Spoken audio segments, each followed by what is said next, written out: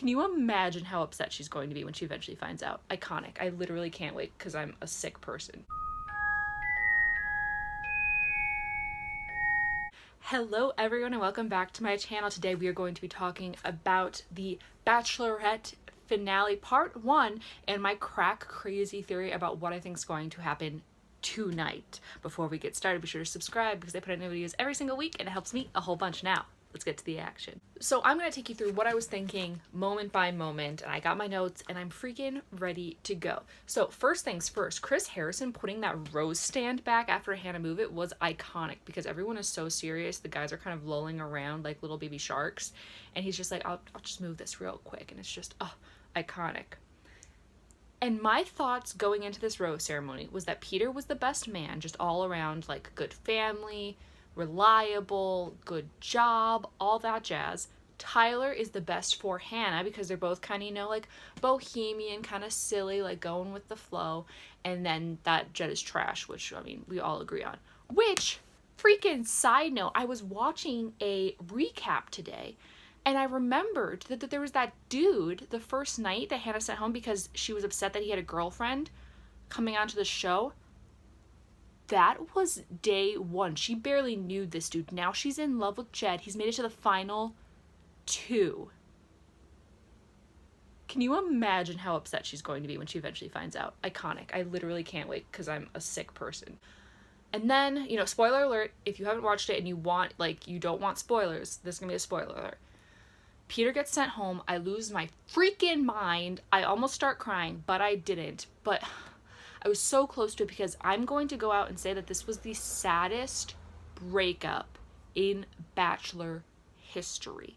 I almost started tearing up. It was so genuine but respectful. Like, he was just listening to her and validating all of her emotions and saying that he wasn't mad at her. He understood. And he kisses her freaking hand. And I'm like, oh my gosh, this is iconic. If he's the next Bachelor, that would be amazing. But at the same time, he's a pilot, so I feel like he needs to be flying planes. I don't really know how many pilots there are. Like, is he in demand? I don't really know, but maybe guy needs to get back to work. I don't know. We see him in the hot seat and his family is just cheering him on and being so supportive. His mom's blowing kisses to him and I'm just like, geez Louise, can you ask for better in-laws? His mom's trying to make me freaking cry because she's so upset that he's upset, and I'm like, I don't have the willpower. My heart is not strong enough to handle his mom crying. Like, I can't take it. My heart was not made to withstand Peter's mom crying. And Peter's talking about how a piece of his heart will always love her, and you can hear the audience all. Like, it's not super loud, but it's enough to where you're like, yeah, we're all feeling it. It got me thinking about how kind of messed up this whole final rose, like after you're off the show, you gotta talk to Hannah situation is, because this person, like, you loved them, now you're talking to them for the first time post breakup, talking about all the problems in your relationship on live television in front of millions of people and your family, and it's just like an emotional version of Saw. And then they're talking about how they're gonna see each other one last time, and I'm just thinking of the Hamilton song, one last time, and I'm just like, and then it made me emotional because I started singing and I'm like, well, I need to put musical emotions mixed with this because now I'm just a mess. And then it was like, plot twist, what if like his mom just beat Hannah? But like, I had that theory, and then we see her freaking come out and his mom is blowing her kisses.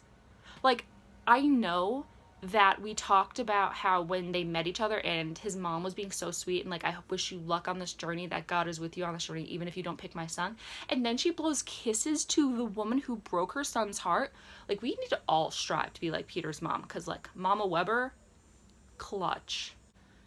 And it just really made me think about how weird this entire show really is, because we're watching this couple have a very personal talk about their breakup.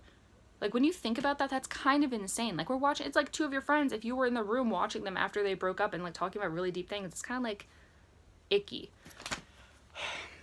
But of course, emotional deep things aside, we have to talk about how Hannah revealed that her and Peter had sex in the windmill. Not 1, not 2, but 4 times.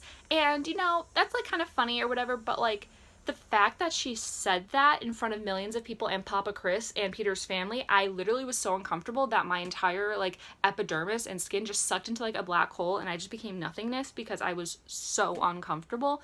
And my mom was just like, yeah, she was laughing, she was clapping. I'm like, who are you? Like, no, I was so uncomfortable. And then we look at Peter's family, they're clapping, they're like, oh my gosh, yes, he got it in, we love that. And I was just like, I don't even know what to do about this. Then my mom points out, how do Jed and Tyler feel about this? Because they're gonna probably watch this. I don't know, maybe I wouldn't watch the After Final Rose if I was a contestant, but like, ugh. But like, truly iconic, Chris Harrison coming in and saying like, somewhere Luke P's heart just exploded, and I was like, we stan. So then basically we get back to the actual show, and Tyler is about to meet the family, and Hannah's very open about her sex life and like being in lust with Tyler and all this with her family, and I'm kind of like, okay, go off, queen, but also like, this is kind of weird. Tyler meets them, they're obsessed with him. He carries himself very well. He's very genuine the whole time. He's talking about how he's going to take care of their daughter. And he even talks about how the fantasy suite wasn't about sex for him. He's like, there's time and place for that, but I really wanted to respect your daughter, get to know her on an emotional level. And I was like, okay, Tyler, we stand an emotionally intelligent man. And it was also kind of awkward because she says that her parents are there, but then there's just 3 other people there that we don't really get told who they are. I'm gonna assume it was like her 2 brothers and then like the girlfriend of one of the brothers, maybe the wife, who knows, but I thought that was just kind of weird. And then it's all this build up to her basically just saying like, I'm falling in love with you. Not even I love you. Like, we're at the final 2 and she's not even saying I love you. She's like, I'm falling in love with you, which could be a strategy because you don't want the other ones knowing that you were in love with someone else. But I was still like, okay. And it's a very emotional goodbye. Tyler's being supportive, like, have fun with your family, cherish it, and talking about pieces of hearts being had or whatever. And she's saying how they had a slow burn relationship and how she wasn't expecting to feel this way about Tyler. And I'm like, what show have you been watching? Because you've been obsessed with Tyler for a hot second. And they're being dramatic or whatever, watching her walk away, and the wind is just blowing, going to town, and I was honestly astonished that her dress did not blow up. You know that they've got to have dress weights on or something going on, because girl was about to be showing a whole different kind of show. And he kisses her forehead. You know I am a sucker for a forehead kiss. That's the end of Tyler's time. Papa Chris comes back to the studio. He's like, okay, that was Tyler's. Is Jed gonna be able to impress the family like Tyler did? There's a girl in the background in the audience shaking her head just like, and I'm just like, me, my spirit animal. So freaking Jed comes and he's like, I want them to get to know me, you know, I want them to see who I am. Maybe I'll play a hot single or 2. Didn't say that, but we could tell in his eyes. And you can tell that when he says he's a musician, the dad is like, and the mom is just looking down, and the dad rightfully asks, you know, what are your plans? What are your concrete plans for your future? And he just says, I've got facets going on. I've got a lot of facets to my personality. And it's like, dude, you can't just say facets and pretend that's a plan. I am literally gonna be so mad if Hannah just picks Jed because she wants to go against her family and be like a rebellious little teenager because they don't support Jed. And I'm gonna be so freaking fuming. Then her mom is just like crying, and I'm like, that's what happens when your daughter brings home a Jed. Like, you better be bawling. You don't even know the worst part yet. And then Hannah gets upset because obviously her family is not feeling Jed, which, you know, fair. And she's out by the water just having some time by herself. And Jed comes and he's like asking how she is. And she talks about how, you know, they like Tyler more. And it's upsetting because, you know, that means that she's really comfortable with Jed to share her insecurities and stuff and all of that. So not looking good for our boy Tyler. But he also does like a trash job of comforting her. Like, she's sharing all these things and he just kind of stares at her for a long time. I'm like, dude, you are not good at this. And then, you know, we have the final date with Tyler. They go on a horseback ride because it's funny because he couldn't ride a horse. Like, we get it. But there's like no heat. At this point, I'm emotionally checked out because Peter's gone. And these two couples, like her and Jed and her and Tyler, I don't feel anything anymore. It's like nothing. I feel nothing.